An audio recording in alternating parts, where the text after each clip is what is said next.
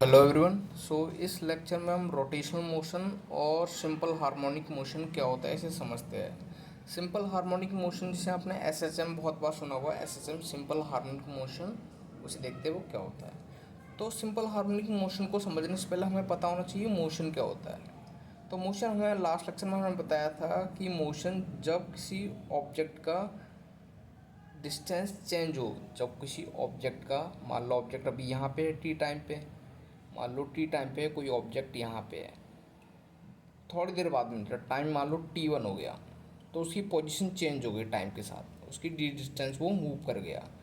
जो टाइम के साथ पोजीशन का मूव करना है या पोजीशन का चेंज होना, समय के साथ किसी ऑब्जेक्ट की पोजीशन का चेंज होना, उसे हम कहेंगे कि वो मोशन में है।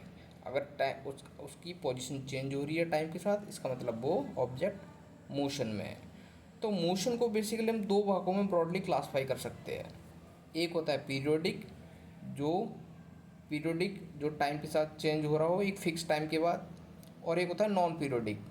जैसे कोई ट्रैफिक में जो हम जैसे कोई कहीं एक जगह से दूसरी जगह जब जा रहे होते हैं, तो बीच में रेड लाइट वगैरह आती है, कई बार हमें रास्ता साफ मिलता है, तो टाइम के साथ हमारी स्पीड और हमारा जो डिस्टेंस है वो वेरी करता रहता है। कभी हम ज़्यादा डिस्टेंस ट्रेवल कर लेते हैं, रेड लाइट या जाम लग रहा होता है, तो हम डिस्टेंस कम कवर कर पाते हैं। तो वो हो गया नॉन पीरियोडिक। ठीक है, मोशन दोनों में हो रहा है, पोजीशन दोनों में चेंज हो रहा है। जैसे पीरियोडिक मोशन का एग्जांपल ले, तो जैसे सन के चारों तरफ जो अर्थ रोटेट करती है, सन के अबाउट जब अर्थ रोटेट करती है, तो पूरा रिवॉल्यूशन जो लेगा वो 365 डेज में रिवॉल्यूशन कंप्लीट करती है अर्थ। तो ये कैसा, मतलब 365 डे के बाद वो दोबारा रिपीट उसी पोजीशन पर आ जाती है। तो ये जो पोजीशन का चेंज होना है अर्थ की सन के अराउंड, वो कैसा टाइम, एक फिक्स टाइम पीरियड बाद चेंज हो रहा है, 365 डेज के बाद चेंज हो जाता है ना पोजीशन। मतलब उसी जगह पे पूरा अपना जो पाथ है वो कंप्लीट कर लेती है, रिवॉल्व कर लेती है सन के अराउंड। तो ये कैसा हो गया, पीरियोडिक मोशन, जो एक फिक्स टाइम इंटरवल के बाद अपने आप को रिपीट करे, वो हो गया हमारा पीरियोडिक मोशन।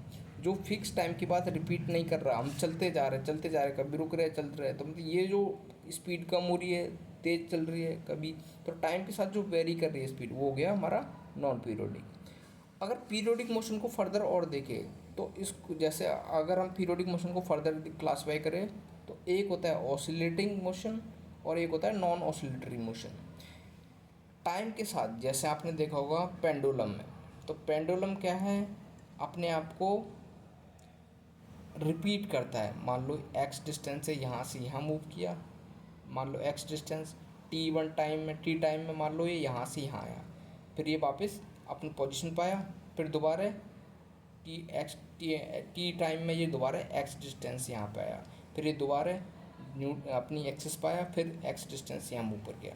मतलब एक प्रॉपर डिस्टेंस मूव कर रहा है यहाँ पे, एक्स टी टाइम लगा सेम टाइम, फिर यहाँ पे अपनी ओरिजिन पोजीशन पाया, फिर ये एक्स डिस्टेंस फिर ये मूव किया, और टी उसे टाइम लगा, फिर ये दोबारा अपनी न्यूट्रल एक्सिस मीन पोजीशन पर आया। तो ये जो टू एंड फ्रो मोशन हो रहा है, मतलब एक फिक्स टाइम पे हो रहा है, टी लग रहा है यहाँ टाइम, फिर जीरो पे आया, फिर टी, फिर जीरो पे, फिर अपनी मीन पोजीशन पर आया, फिर ये दोबारा ऑसिलेट किया। तो ये फिक्स टाइम के बाद अपने आप को रिपीट कर रहा है, तो ये पीरियोडिक मोशन हो गया। जो मीन पोजीशन, मतलब कि ये जो पोजीशन फिक्स है, मतलब जो ये पोजीशन है इसके अबाउट ये फिक्स है, मतलब कि मीन पोजीशन के about to and fro move करे, उसे कहते हैं ऑसिलेटरी मोशन। मतलब कि जैसे कि मान लो हमने एक स्प्रिंग अटैच कर दी कोई एम मास से, अब उसको मैंने मूव, मान लो ये मीन इसकी मीन पोजीशन है, अब यहाँ से मैं अगर इस पर मान लो इसको एक्स डिस्टेंस को मूव कराता हूँ, इससे खींचता हूँ मैं इसको एक्स, तो ये बार बार ऑसिलेट करेगी टू एंड फ्रो। तो ये अपने आप को कभी टू एंड फ्रो ये मूव करेगी इस मीन पोजीशन के। ये जो कैसा मोशन हो गया, ऑसिलेटरी मोशन। मतलब कि फिर एक यहाँ एक्स डिस्टेंस पे आया, फिर अपनी न्यूट्रल पे गया, फिर दोबारा इसको स्प्रिंग खींच के ले गई, फिर यहाँ दोबारा आया, फिर दोबारा गया, दोबारा आया। तो एक और टाइम भी इसको फिक्स लग रहा है, मतलब कि 2 सेकंड यहाँ पे लगा इसको इधर आने में, तो 2 सेकंड इधर आने में लगा। टाइम भी फिक्स है और डिस्टेंस भी है, कुछ सर्टेन डिस्टेंस से मूव कर रहा है, फिक्स डिस्टेंस। तो एक मीन पोजिशन के अबाउट ये मूव कर रहा है टू एंड फ्रो, उसे कहेंगे हम ऑसिलेटरी मोशन। भाई अगर नॉन ऑसिलेटरी मोशन की बात करें, तो नॉन ऑसिलेटर जो अपने आप को एक मीन पोजीशन के अबाउट रिपीट ना करे, जैसे पंखा, जैसे एक मान लो हमने एक पत्थर बांधा, एक पत्थर को हमने एक रोप से बांधा, मतलब ये स्टोन है, उसको मैंने किसी रोप से बांध के, रस्सी से बांध के मैं उसको घुमा रहा हूँ। तो मान लो 2 सेकंड बाद जैसे ये यहाँ पे दोबारा आया, फिर 2 सेकंड बाद ये मूव करके दोबारा यहाँ पे आया, एक चक्कर लगा रहा है ये हर 2 सेकंड बाद में। तो इसमें ये क्या है, अपने आप को एक फिक्स मीन पोजीशन के बाद टू एंड फ्रो मूव नहीं कर रहा, पर एक पर्टिकुलर पाथ में एक दोबारा टाइम इंटरवल में ये अपनी जगह पे लौट के आ रहा है फिक्स टाइम में। तो है ये पीरियोडिक मोशन, पर ये ऑसिलेटरी है क्या? क्या है इसकी तरह ये टू एंड फ्रो मूव कर रहा है एक मीन पोजीशन के? नहीं कर रहा। तो ये नॉन ऑसिलेटरी मोशन हुआ हमारा। तो ऑसिलेटरी मोशन जो मीन पोजीशन के, जैसे पेंडुलम है, एक मीन पोजीशन के यहाँ यहाँ आया, फिर दोबारा अपनी मीन पोजीशन पे आया, दोबारा यहाँ गया, फिर यहाँ आ गया। इसको और ऐसे ग्राफिकली भी समझ सकते हैं। जैसे पहले या पहले अपनी ये मीन पोजीशन पे यहाँ पे अपनी मीन पोजीशन पे, फिर मान लो ये इसको एनर्जी दी हमने, तो ये यहाँ पे एक्स डिस्टेंस मूव किया, मूव करता गया, मूव करता गया, मूव करता गया, अपने मैक्सिमम पॉइंट तक पहुँच गया है यहाँ पे।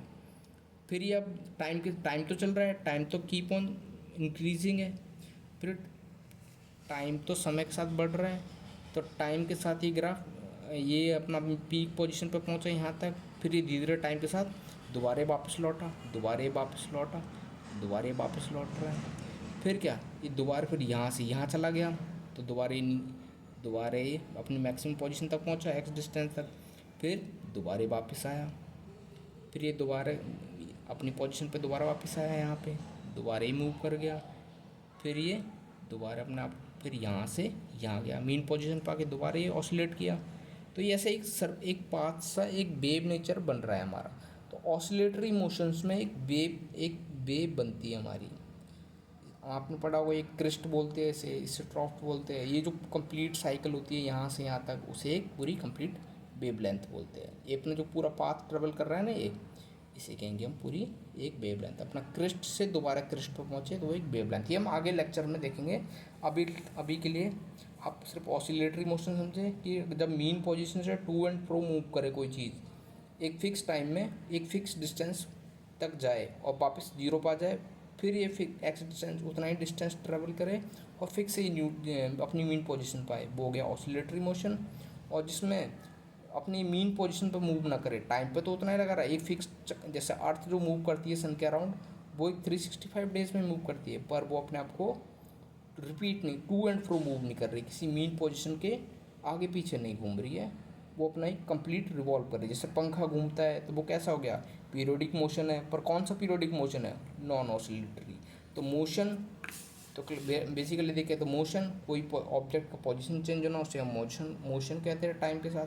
टाइम के साथ किसी ऑब्जेक्ट की पोजीशन चेंज होना वो हुआ मोशन। मोशन भी दो तरीके के हो सकते हैं, पीरियोडिक, नॉन पीरियोडिक। ठीक है, रेंडमली हम किसी हाईवे पे चल रहे हैं या ट्रक किसी रोड सड़क पे चल रहे हैं, तो जो रेगुलरली जो टाइम लग रहा है हमें, वो हमारा नॉन पीरियोडिक। और जो फिक्स टाइम के बाद रिपीट करे कोई चीज़, वो पीरियोडिक। टू एंड फ्रो किसी मीन पोजीशन के रोटेट रिवॉल्व कर रही है कोई चीज़, या कोई ऑसिलेट कर रही है, ऑसिलेटरी मोशन। और टू एंड फ्रो मूव नहीं कर रही है लेकिन कंप्लीट पाथ लगा रही है, तो वो एक टाइम पीरियड के बाद अपने आप को रिपीट कर रही है, वो पीरियड तो है पर वो नॉन ऑसिलेटरी। फिर ऑसिलेशन को हम वाइब्रेशन भी कहते हैं, जब फ्रिक्वेंसी बहुत ज़्यादा हो, जब ये एक ही ये पूरी जो ये साइकिल है बार बहुत तेज़ी से रिपीट हो रही हो, तो वो वाइब्रेशन आ गई। तो ऑसिलेटरी मोशन भी एक तरीके से वाइब्रेशन भी कह सकते हैं। आगे हम इसका रिलेशन टाइम पीरियड फ्रिक्वेंसी का कैसे रिलेशन निकालते हैं, वो हम नेक्स्ट लेक्चर में हम देखेंगे। Thank you everyone.